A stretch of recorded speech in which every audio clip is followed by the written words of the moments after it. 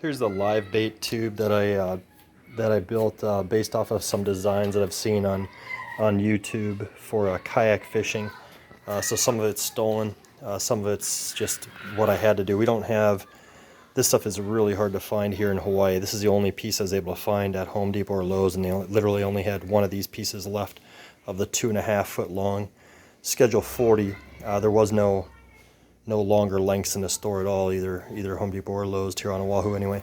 So what I did not have is I didn't have any kind of coupler. They didn't sell any of those either. So I just took some marine adhesive, some 3M 5200, and just laid a ring of it around the PVC here, and then put this fitting on top of that. Made the seal. You can see the 3M seal right there.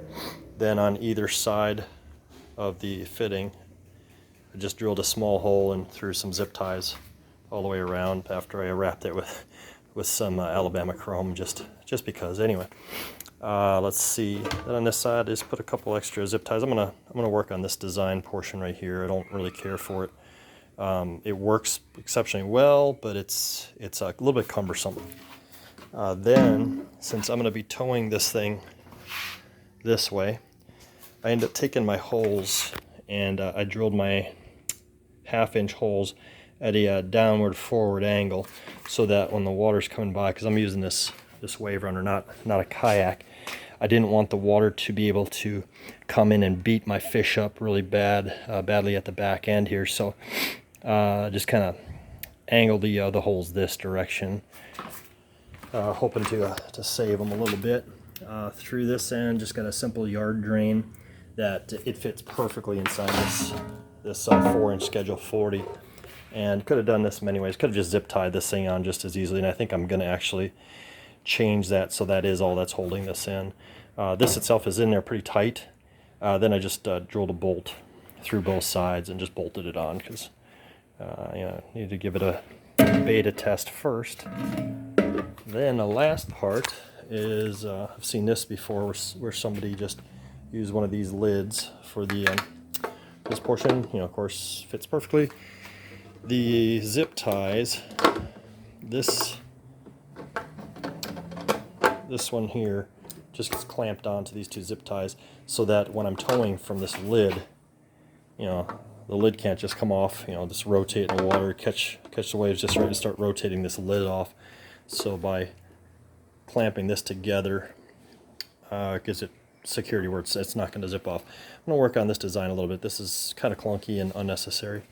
Last part is I just took this floating leash and drilled a hole straight through this lid. Anyway, one thing that I found when I was out there, we're able to fish at night off of the skis here in Hawaii, and I wanted a way to light this thing up so I could see where it was floating, because I didn't want to accidentally suck up my tagline, my line here. So this is a roadside flare for automotive. It's got a little magnet on the back. You buy these in packs of a bunch on Amazon. I mean, this sucker fits in here. It absolutely could not fit any better if it wanted to. And then you got multiple different patterns.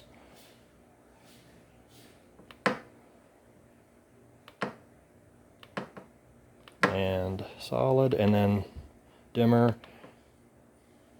one side, flashlight, and off. Anyway, so I just turned this thing on the flashlight mode, which is 9 clicks.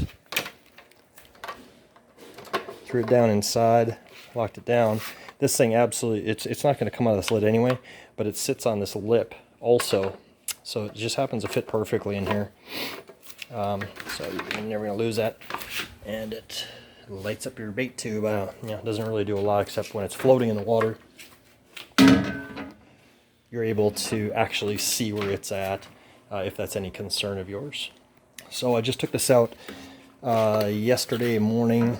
We launched at about 3:45 a.m.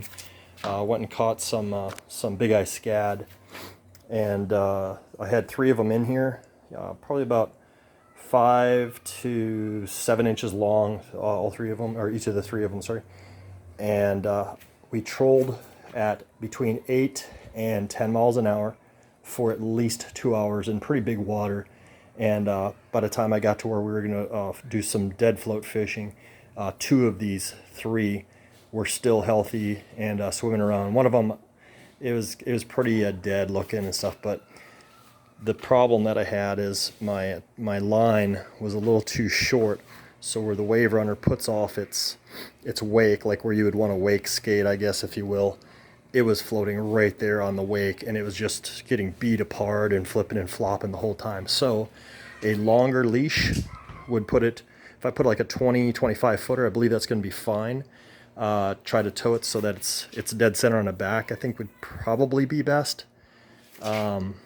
Yeah, you know, maybe offset a little bit. Anyway, or if I can figure out a way to have it come straight out and just ride off of the side of the ski on a very short tag somehow, that would probably be very good as well. If I was able to come off of maybe this one here and not have it banging up against the side of the ski the whole time. Something to that effect will be much better for next time.